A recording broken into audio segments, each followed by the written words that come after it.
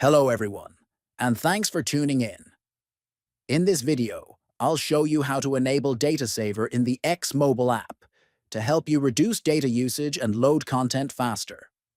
Whether you're on a limited data plan or just want to save bandwidth, this guide will walk you through every step. First, open the X app on your mobile device. Next, tap on your profile icon located at the top left corner of the screen. Then, scroll down and tap on Settings and Support.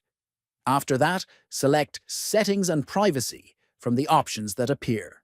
Now tap on Accessibility, Display, and Languages. From here, tap on Data Usage. Finally, turn on the toggle next to Data Saver to enable it. Once enabled, images will load in lower quality, and videos will not autoplay unless you're on Wi-Fi, which helps in conserving data. That's it!